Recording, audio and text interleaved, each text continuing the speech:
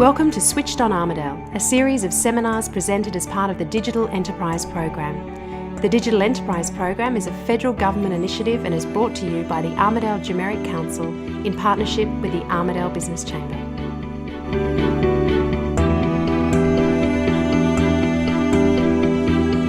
Here we present Scott Ward. Scott is the founder of Digital Infusions, a company dedicated to assisting organisations harness social technologies to drive awareness, innovation, growth and productivity. Tonight's talk is about innovation and social media and the intersection of the two. And they're two really crazily hot topics at this point in time.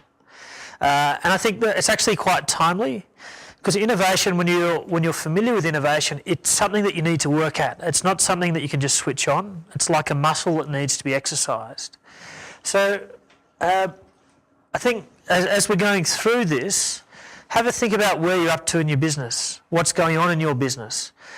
Quite often, the day-to-day stuff, we're inundated with emails, we're inundated with phone calls with clients. There's things that don't always go to plan, and quite often we get lost and bogged down in the day-to-day stuff of actually running our business, and we forget about the things that are actually going to make it easier for tomorrow. So as we're watching this, I'll ask you, just have a think about where you're up to with your business. Are you getting to the things that will make it easier for tomorrow, or are you lost, or not lost, but have you been drawn into the day-to-day stuff? Don't need an answer, it's just something to think about as we go through. Why I love these two topics, and if I go for more than 45 minutes, I apologise, I'll try not to. This really is an area that I adore. I was working at Deloitte, and they're one of Sydney's, like a really great consultancy business in Sydney, and they've really latched on to the use of social media to drive innovation and organisational change. And there was all this magic happening around me, and I didn't understand it. My background is in technology. I worked with Microsoft, Gateway, Sun Microsystems. My whole career has been in and around technology, but I didn't understand social media. So I launched myself into trying to figure out what was going on. Why was this happening? And what you're going to see tonight is actually the result of a lot of that research, thousands and thousands of hours of reading everything I could, experimenting with my own teams, and really trying to figure out what the formulas were in order to drive innovation over social media. And this is what it comes down to, is broker subgroups, active leadership, culture of trust, provision of incentives, and integrate technology. Okay, I'm going to go into these things in more detail. Before I do that, I might actually, though, I'd like to go into a bit about innovation and just talk about, I'll go into innovation in a sec. Excuse me, guys. So what I did was I researched innovation. I then I analysed the Deloitte environment. I also did the same with NRMA and Innocentive. All the case studies that I'm going to show you tonight are real, and I've tried to marry up the high-level concept with the on-the-ground reality so that the two meet.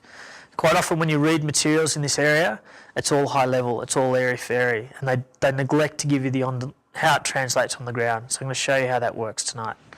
All these guys use very different models of social media and innovation. I'm going to go into, I'll get to those models later, but I'm going to jump into innovation now a little bit and just give us, so we've got a point of commonality for what we mean when we talk about innovation and how innovation's changed over the last decade in particular. So, does anyone remember Sony's robotic dog? Yeah? Vaguely? So it was a little robotic dog, and you could actually teach it to bark, or it responded to your cues. A group of hackers got into this. They hacked the code for it, and they taught it how to dance. Really cute. Sony responded by suing them. Absolutely sued the pants off them. It was their IP. How dare they invade their platform? How dare they? Subsequently, I don't know if anyone's noticed, Sony's now in their 4th year of record loss. But they treated their IP and their innovation as the realm of the old R&D department, so really smart people in white lab coats, essentially. Lego, on the other hand, so this Lego Mindstorms range, I don't know if anyone's seen this one. It's a robotic Lego. It's a geek's paradise as far as Lego is concerned.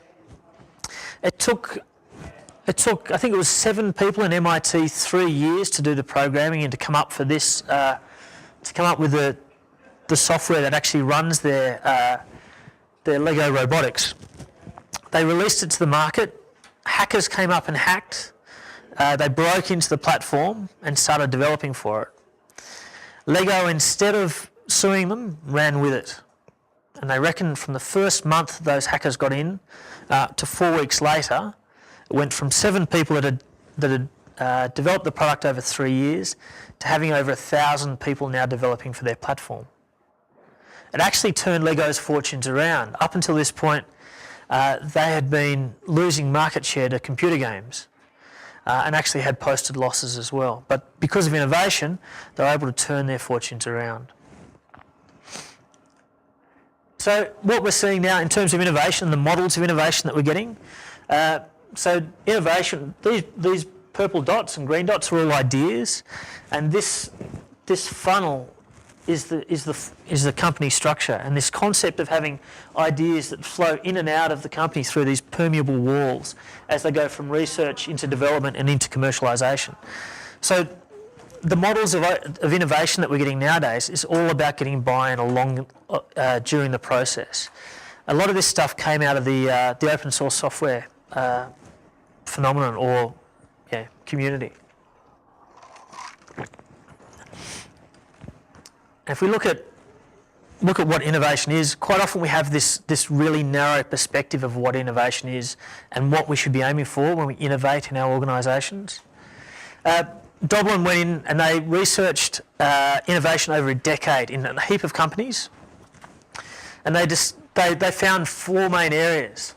So, say the business model is the difference between, say, an old-fashioned CD store and the Apple iTunes. Networking is, say you buy Qantas airfare and then you turn up at the airport and you get on a British Airways flight. So it's partnering. All the way through to the processes that allow you to deliver what it is that you deliver, be it product or service.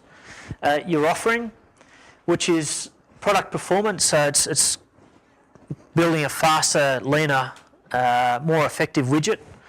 A product system is things like building a computer chip and then putting it onto another motherboard and getting synergies between multiple products. The service is what you deliver around that, and then your delivery is your brand and your the way that you actually engage your market and your customer experience. So what Doblin discovered through this was that when it comes to effort, most of us, or most people, focus on the product or on the product system, and that's where most of our energy actually goes to. We have a really focused, defined vision of what it is to innovate. But when they looked at where the value comes from, it's this. So as I was talking about partnering before, or the networking is actually one of the most lucrative places for innovation. The business model, as I said, Apple iTunes Store has absolutely left all traditional CD stalls for dead, absolute dead. And the other one that's really interesting is customer experience. So if you've ever bought, I'll use Apple again, because these guys, they innovate tremendously over so many different areas. But in terms of their customer experience, if you've ever bought an Apple product, you know that when you go into the store, from the second you walk through those doors, your experience is mapped. When you buy the box and you take it home, you open it up and there's a little tab. You pull the tab, the computer pops out. Put the computer down, there's another tab. Pull it up, the cord comes out. All the way through, they have mapped the customer experience from the second that you walk through the store all the way to the point where you are up and running and connected to the internet. And that's actually is a